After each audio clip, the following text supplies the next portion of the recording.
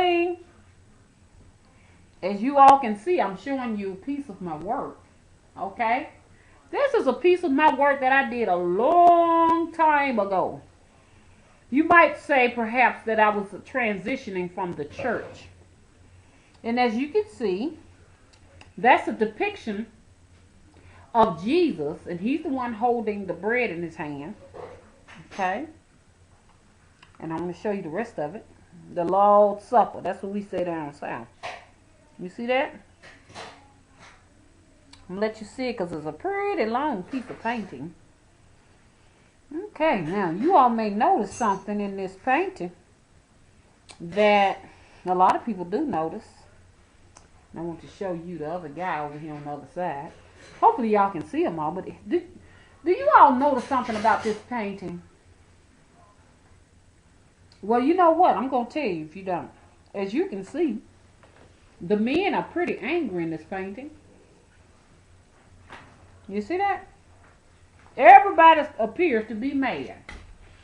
And it was a reason why I did that. Hey, how you doing, family? Just having a lollipop, one of my favorites. Green Apple lollipop by, what's the name of that company? Charms. Okay, yeah. Okay, that's my daughter Kiara over there. She's sitting in on the session with us.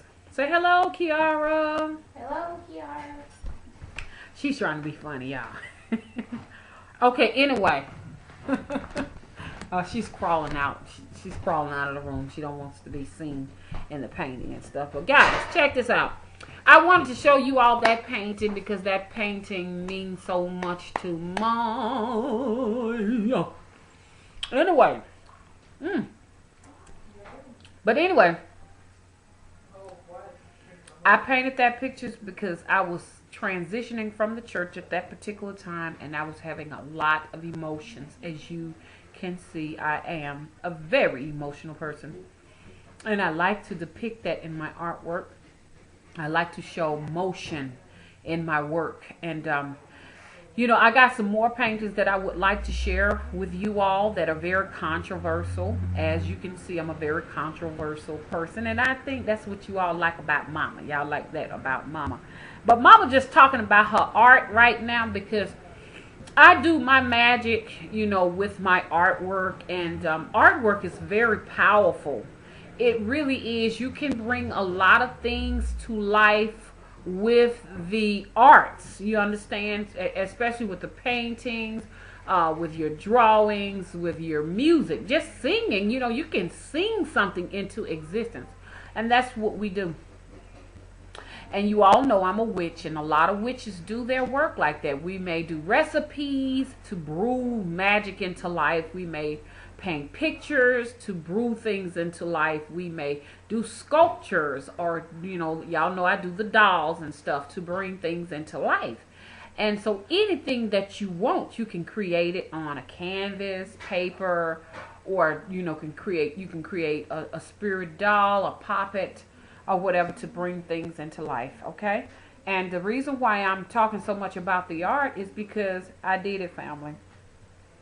You know, a lot of you all may not know a lot about what I'm talking about, but I did this video, and I did it on Facebook, and because a lot of my travels will be on Facebook. I'm not going to be talking too much about travels here because I really want to make this channel exclusive to witchcraft, you know, because you all know I actively practice witchcraft, and I am a dark witch, okay? And I'm not talking about my skin color. I actively believe in the darkness, and I do believe in dark magic. I do practice dark magic. I'm not one of light, and you all already know this, but I'm always, you know, talking to those who are new to the channel, still trying to figure out who I am. I'm very just upfront with what I do and what I practice, you know, and we already had our session on that, and this is a channel for those who also believe in dark magic, to give them the opportunity to learn more on black magic, sharpen their skills up with black magic, and not to be afraid to practice their black magic. But I always say caution, because caution is in anything.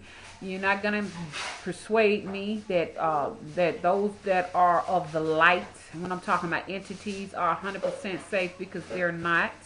I know that for sure, that those entities that are very angelical, white does not necessarily, a white cloth, a white entity, a white robe, or whatever you may see it as, is not 100% that of safety or of love a lot of the time, because those same entities have materialized in many's face to turn themselves to entities that were very threatening and frightening, and they can do that. So how to be able to discern which entities are 100% safe for you depends on you, because your spirit is going to tell you which entities are safe and which are not. You can't just go by white and light, and it don't work like that.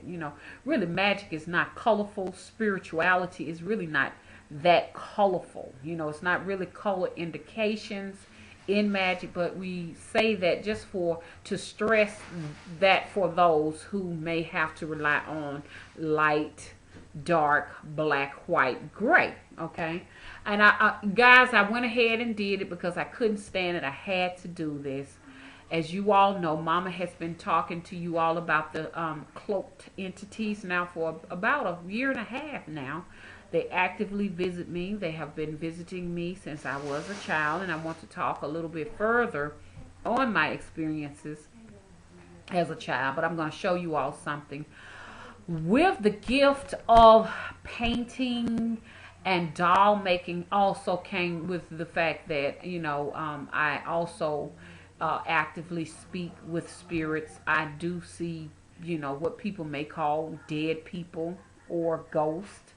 I interact with them. I have been seeing them since I was a child. This is a part of who I am. I can see things that most people, the average, they cannot see. I mean, people who have crossed over to the other side, come to me all the time and speak with me. I mean, all the time. Sometimes it's overwhelming how many come to me. Okay. But as I, what, and it is just what it makes me want to talk a little bit, because I wanted to talk about one of the particular, I say one of my first experiences that I can remember. I won't say is the first, but I will say one of the first. Y'all know how Mama is. Mama is always jumping around, going from one subject to the other, but she always knows that she gonna come back to what she was talking about. But I want to talk about when I was a child. I was about 8 years old, and I think I may have told you about this. I don't know, because see, I talk so much, and I talk to so many people. Sometimes everything I talk about start running together, but I don't think I told you about the first entities that I met as a child. And that's when I noticed that I was seeing something that other people was not seeing. And this is the thing that I can recall. I'm sure that it's been going on all my life, even when I was younger than 8. But this is what I can recall. This particular house I'm in is the house that I was raised in. I've been here since I was a small child. Okay?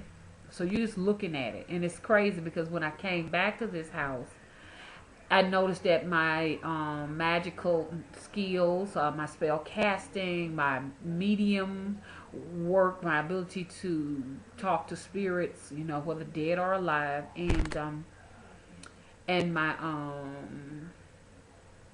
psychic ability, my clairvoyance, my clairsentient got much, much, much more intense when I came back to this house. But there's a portal in my house, and I'm thinking that it's in the basement. When I was a child, when I was 8 years old, I would always have these little girls that would come to visit me. Mind you, it was me and my adopted sister that grew up here. But there were little girls that would come here, and they would talk to me when I was young in the basement. They didn't frighten me because I'm sure a lot of people, "Hey, did that scare you?" It didn't because I was a child.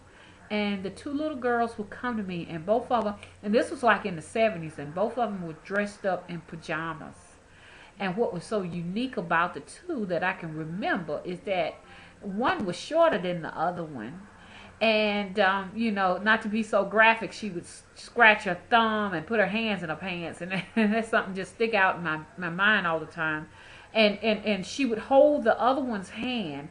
Both of them wore bunny rabbit house shoes. I don't know if you all ever seen bunny rabbit house shoes, but there were two pretty little girls, and they would come and they would talk to me, and they would tell me that, your mama like your sister better than you.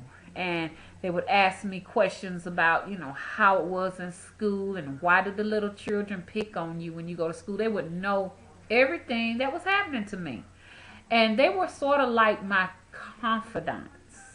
I was always able to go to them and tell them about the difficult times that I've had in school, because you all know Big Mama is, Big Mama is very unique, and I am eccentric. And so it was difficult in school in the 70s, especially with me, because I was a left-handed person as well as a right-handed person. And it was hard because those school teachers did not like the fact you wrote with your left hand. You were automatically branded a witch, and you were whipped with switches, because see, I grew up in the 60s and the 70s, so it's not like it is now. Corporal punishment, was a thing back then. Everybody beat everybody's children, and y'all know I'm down south too, so down south it was pretty rough for us back in the day.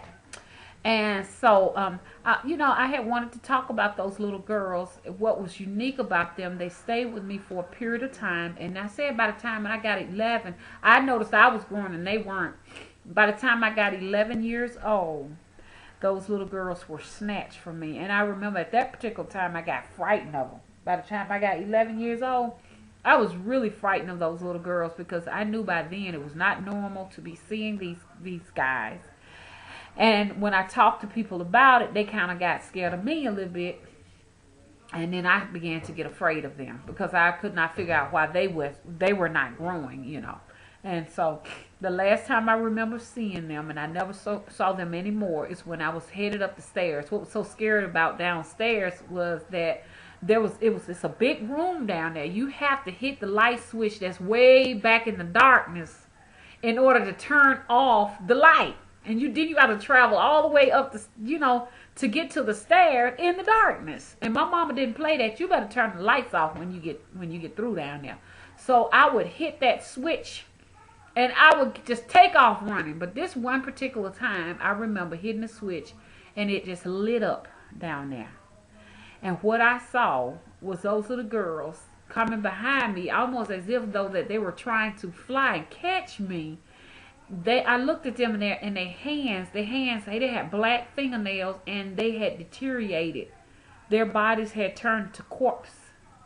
Yes, their bodies had turned to corpse, and the light snatched them up, and I never saw them no more. Who they are, I don't know. What their names are, I don't remember. Y'all, I was a kid. But I just wanted to tell y'all about that experience, because that's one of the first experience with ghosts, if you want to call them ghosts, the non-living, or those on the other side, that I ever remembered. There's a lady over in the neighborhood. She's about 75 years old. I was talking to her, and I was asking her about the history of this particular place, because these were new houses put up in like 69. And I said, what was here? Because I saw two little girls here. Where did they have houses in this place, in this spot, and they died there in those houses? What could have happened? And she was telling me it was nothing but trees here. So where they come from, I really don't know. Maybe they were attached to me in another lifetime, or they could be kin people. It couldn't be ancestors, because they were dressed like we were dressed. So not really sure. So hey, if you all have any thoughts as to who these little girls could be, just let me know. But I'll be back in a little bit. Can't get my words out, y'all. I'll be back in a little bit with a little bit more on black magic, because we got to get these recipes together, y'all. Okay. Okay, bye bye.